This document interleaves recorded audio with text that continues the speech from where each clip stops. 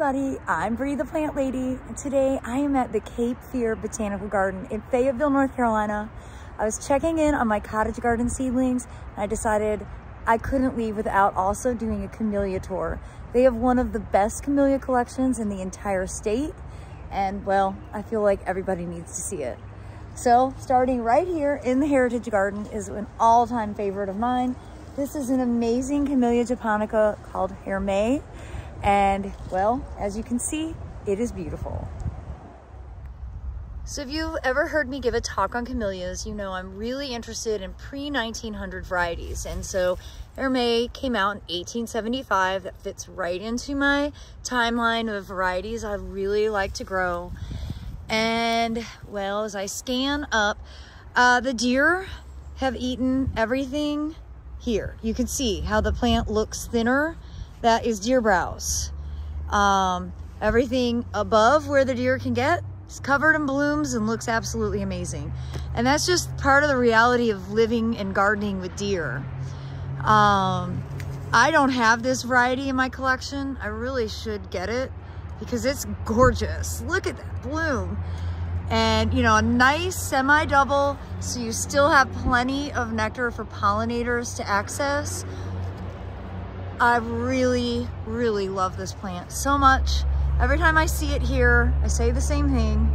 Just need to go ahead and put this up as a priority to access, to get growing in my garden.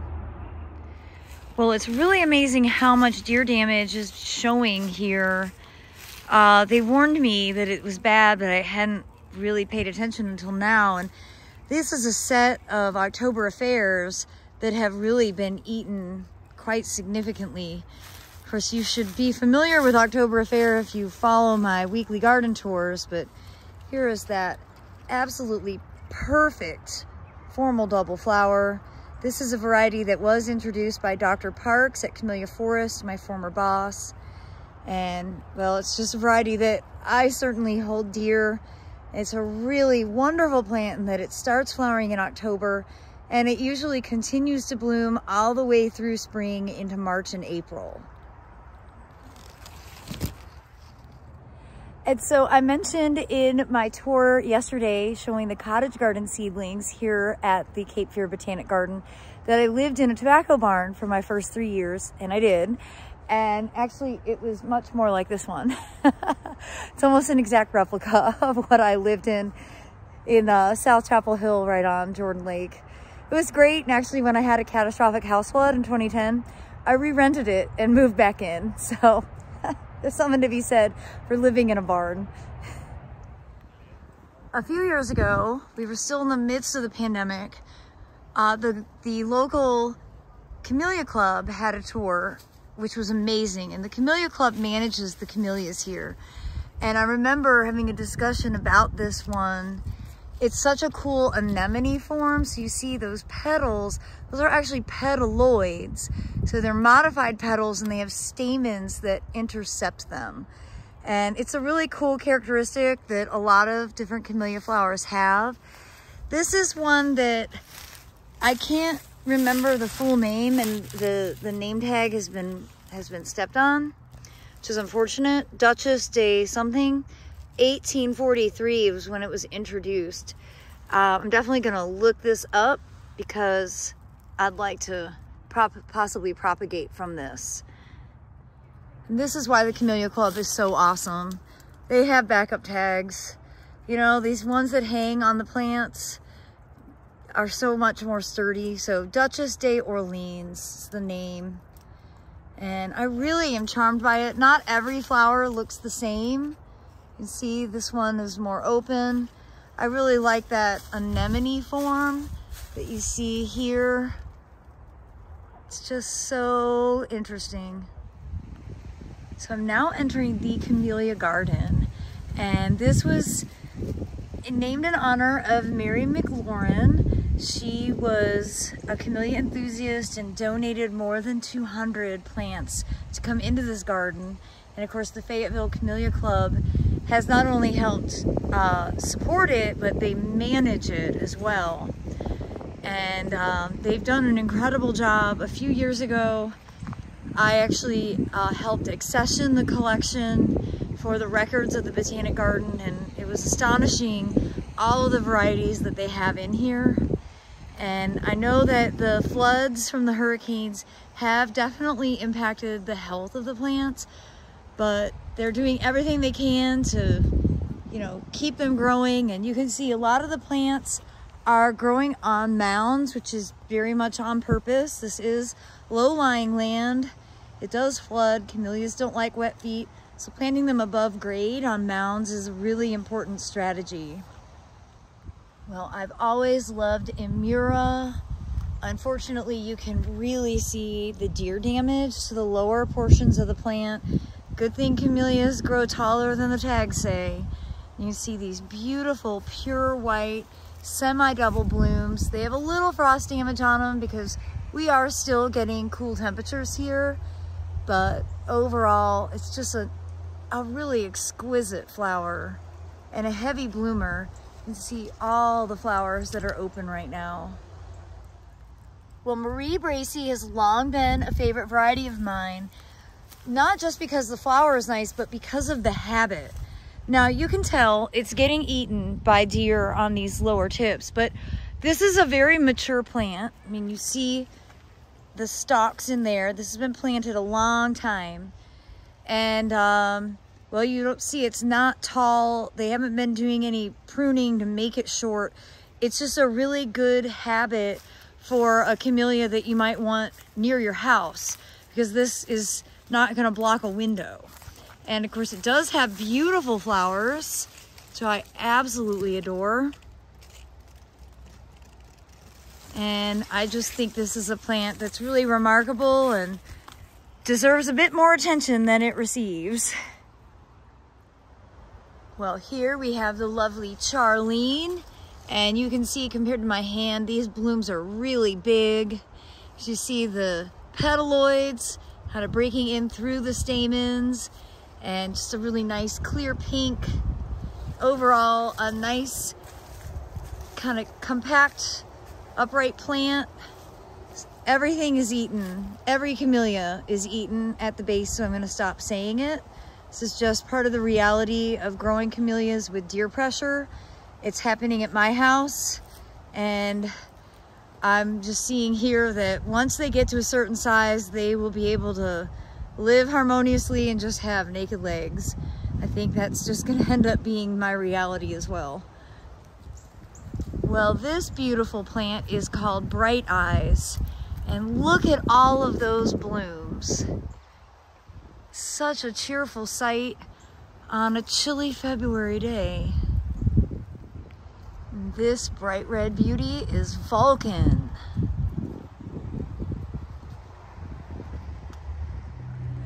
Well, if you watch my channel with any frequency, you should recognize this camellia.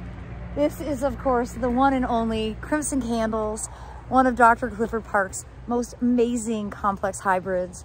And just like at my house, it blooms en masse. It's a really spectacular landscape camellia that I think every gardener in the Southeast should include in their landscape. I always loved this variety working at Camellia Forest. This is one called Carter's Sunburst. This floriferous beauty is Mrs. Tingley. I don't know who Mrs. Tingley was, but I bet she was an exceptional person because she has an incredible camellia named after her. So many flowers. Well, seeing this actually makes me feel a little better about some of my camellias in the woods, which have also been eaten to the point of almost no leaves left. So this is a Miss Charleston, which is a spectacular formal double. Red flower with white virus variegation. It's hard to imagine that it can rebound from that. Hopefully they're gonna put in some cages or something, because honestly, I don't know. I don't know how the camellias will survive with this kind of deer pressure. Well, this may be one of the cutest camellias ever, and I'm gonna keep backing up so you can see all the blooms on it. This is a complex hybrid called Iseri, and The flowers are quite small. Let me show you against my hand. And beautiful carnation pink or Pepto-Bismol pink. And wow, what a terrific plant. But as you can see, it's much more like a tree, which is good because that means that the entire plant isn't getting devoured by the deer. All right, here we have probably one of the most famous camellias of all time, Professor Charles Sargent. And it's one of the classic peony forms. You can see, or I'm sorry, anemone forms. All those petaloids, you see no stamens whatsoever.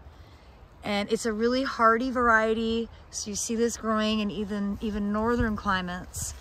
But this is particularly amazing because it's got that incredible nest over there that I don't want to disturb, which they actually have caution tape so that people won't come over here. But I couldn't not show you Professor Sargent up close and personal in all his glory. And similar to Hermé, this is one called Cinderella. And I've just always admired this plant because I like the white edge. You can see over here, there's a honeybee at work gathering nectar from those beautiful blooms. This is Shiro Chan, an amazing white variety. It's just unfortunate with the whites that when you have a little bit of cold weather, they get that terrible discoloration and really kind of look less than ideal. But when they aren't frosted, they're spectacular. Here we have a classic ancient variety, Magnolia Flora. This is actually from the Edo period of Japan, and it's really distinct because it's got pointed petals instead of rounded petals. See, beautiful soft pink, semi-double, just an exquisite plant that really will always be elegant.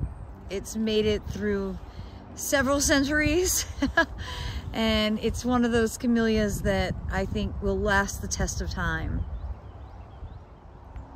So in the camellia world, particularly camellia show world, it was discovered that you could add a virus to a plant to give it this streaking habit, and then you could have a variety that was variegated and non-variegated. So here we have Bobby Fane variegated. Straight Bobby Fane is all red. Obviously with the viral variegation, you get that tie-dye swirl. And it's a really interesting characteristic. This virus does not injure the plant at all, but it will spread if you take cuttings of this and then cut another plant. And so this is when you're propagating camellias, it's really important to keep your equipment clean because you might not want to spread this tie-dye virus to all of the plants in your collection. Well, I can spot one of my favorite varieties from a mile away. This is Taylor's Perfection coming up here. It's beautiful pink. It's great space right here next to the new children's garden. And Taylor's Perfection is just one of the most extraordinary varieties. You can see it's got lots of petals, but it's categorized as semi-double, and lots of layers of petals, I think, is what makes it so interesting. And you know, before it opens, it's really nice, elongated, almost like a trumpet shape, and lots of blooms.